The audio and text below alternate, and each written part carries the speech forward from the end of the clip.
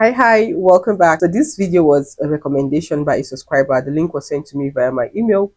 And this is titled 1848, the year of failed revolution, Louis defeat. Anyways, you're going to be checking this out. I really want to know the year of failed revolutions. Like, I really want to know much about this particular video. And yeah, if you want to go on this journey with me, don't forget to like, comment, and share. Drop your thoughts, please, on the comment section. In 1848-49, Europe was facing a crisis of ideas. Supporters of liberalism, nationalism, socialism, and monarchism were all struggling for the triumph of their vision. And the result was a wave of bloody revolutions.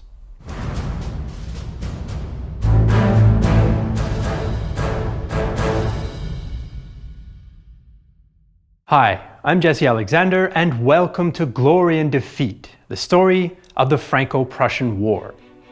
The French Revolution of 1789 made the idea of the nation a powerful concept in European political life.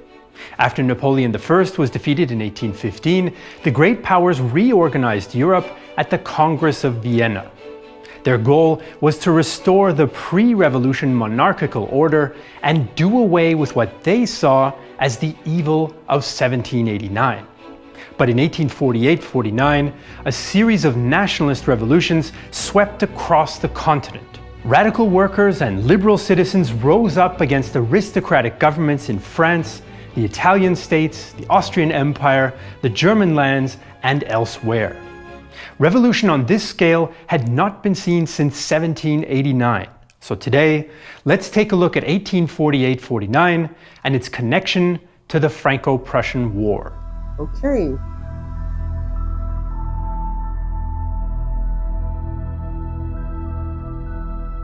Let's start in France, the birthplace of nationalism, in 1789. The country returned to hereditary monarchy in 1814, and then another revolution in 1830 put a new king on the throne. King Louis-Philippe was known as Le Roi Citoyen, or the Citizen King, but he oversaw a conservative regime under the influence of wealthy industrialists and financiers. Political life in the country was sharply divided. The Orléanist and Légitimist factions supported competing royal houses, and there were strong Republican and Socialist groups as well. In January 1848, politician Alexis de Tocqueville felt that revolution was coming. Look at what's happening amongst the working classes. Don't you see their political passions have become social? They don't just want to overturn a certain law, minister, or government, but society itself. In February 1848, some French citizens turned against their citizen king, and revolution broke out again. The revolutionary movement was initially led by middle-class and socialist groups who looked to the values of liberté, égalité, and fraternité from 1789. They overthrew Louis-Philippe, established the Second Republic, and began to introduce policies like the right to employment and abolishing slavery. But within months, the alliance of liberals, socialists, and workers broke down. The bourgeois-dominated government became more conservative, and the radical opposition was appalled. Workers were going hungry since the government shut down its employment program, and in June, mass riots began in Paris. More than 50,000 workers took to the barricades in 2 days of what some have called a French Civil War. The authorities crushed the uprising, and thousands of workers were killed in the streets. So France was still a republic, but one which was now controlled by conservative-minded upper-class bourgeois who united to form the Party of Order. The vast majority of the population, who were peasants, was not interested in radical government, which frustrated socialists like Pierre-Joseph Proudhon. La province entière trahit. The entire countryside betrays us. In December 1848, Louis-Napoleon Bonaparte was elected president in a landslide victory with the support of the Party of Order. He was the nephew of the legendary Napoleon I, and he was no Democrat. Before his term ran out, in 1851, he launched a bloody coup against the parliament. He claimed that he was saving France from anarchy and made himself Prince President for life, a title he upgraded to Emperor the next year. Ooh. French revolutionaries had founded a democratic republic in 1848, only to have it give way to empire in 1852. But the events in Paris in February 1848 also inspired would-be revolutionaries in the neighboring German-speaking lands.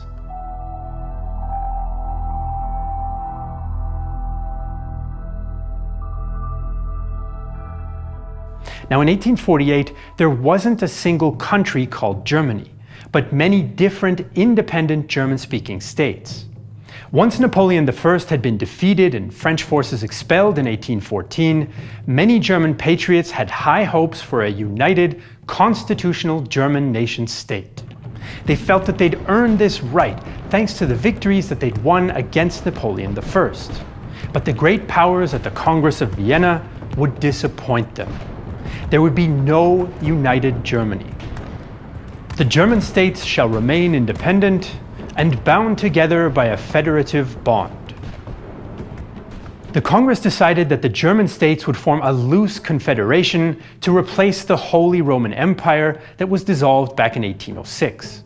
The German Confederation officially came into existence in 1815, and some of its 38 founding members represented non-German states. For example, the kings of Denmark and the Netherlands both had feudal possessions within the Confederation.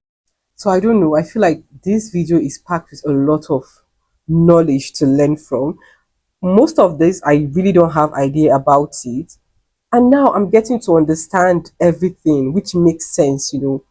And I love how he's literally explaining this, that even a layman can obviously understand. I have no idea about all this. Like, I had all this mixed up in my head, but this right here is so beautiful, and I'm literally enjoying this. Since the Congress of Vienna had created the Confederation, the great powers of Europe committed themselves to upholding it. Austria, Prussia, Russia, and Great Britain all felt that they had the right to intervene in the internal affairs of the Confederation to uphold the treaty. The Confederation's numerous governing bodies reflected its complexity, but Austria was clearly the dominant power. It seemed the German question had been settled in 1815 with the creation of the Confederation by the Congress of Vienna. But German nationalism would not go quietly into the night.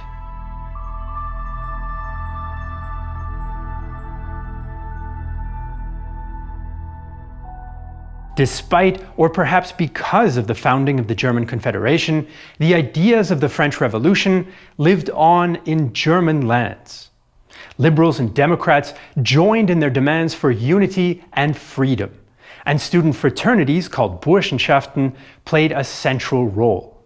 The first such fraternity was founded in 1815 to promote civic responsibility under the values of honor, freedom, and fatherland.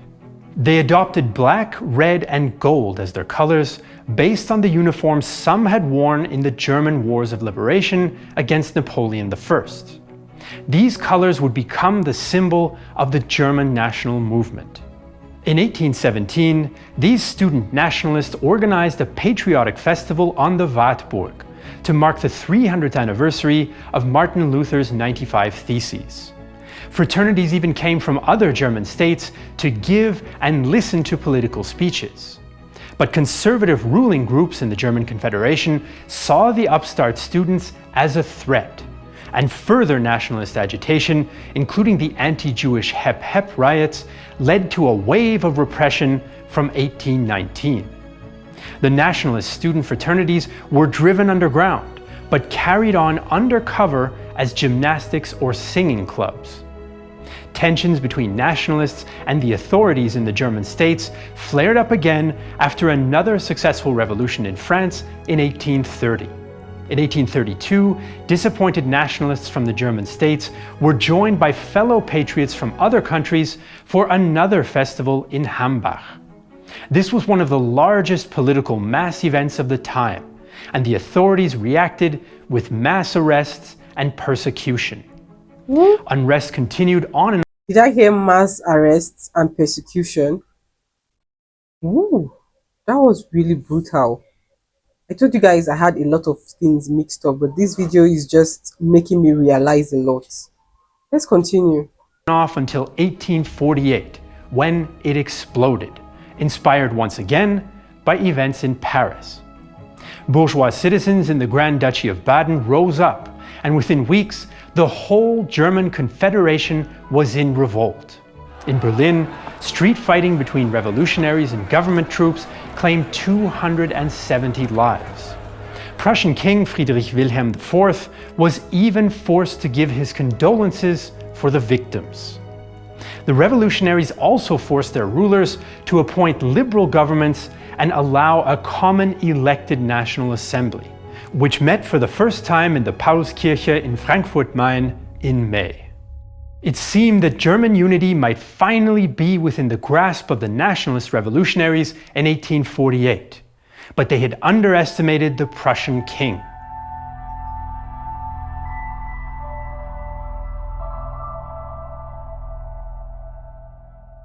The Frankfurt National Assembly was supposed to prepare for a single German empire, but problems soon emerged. Assembly members agreed with the students' principles, but not what they meant in practice. Some were left liberals, others were radical Democrats, and still others conservative and monarchist. And all of them were middle and upper class bourgeois. There were no peasants, no industrial workers, and no craftsmen. Negotiations about a single German empire dragged on for months.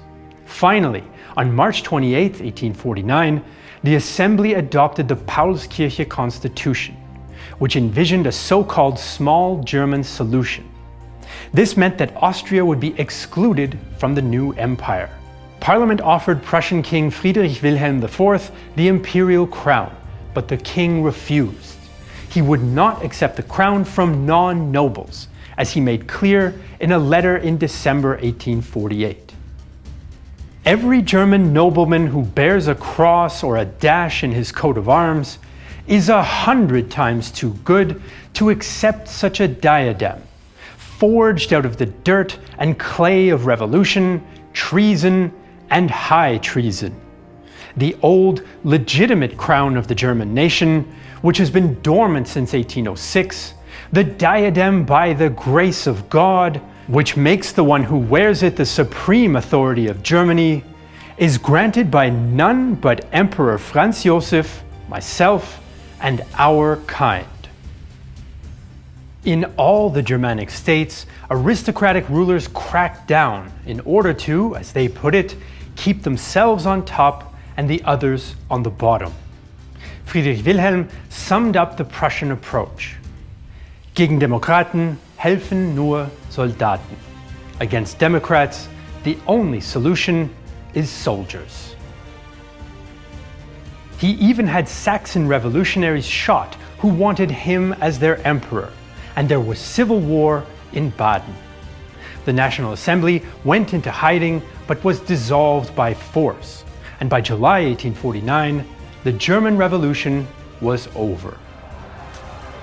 The revolutions of 1848 in France and the German Confederation started quite differently, but in the end, neither was able to establish a lasting democracy. France became an empire, and there was still no liberal German nation state. German revolutionaries who weren't in prison emigrated to the United States, or gave up on revolution as a means to achieve their goals. The German Confederation was re-established, and German unity would not come until much more blood had been spilled on the battlefields of the German Wars of Unification, which culminated with the Franco-Prussian War. Now, an ambitious and in-depth documentary series like Glory and Defeat can only exist with your direct support. So if you want to contribute to the project, you can go to realtimehistory.net/glory-and-defeat, and you even get some cool rewards in return. So join us for Glory and Defeat as we tell the story of the Franco-Prussian War week by week, only on Real Time History.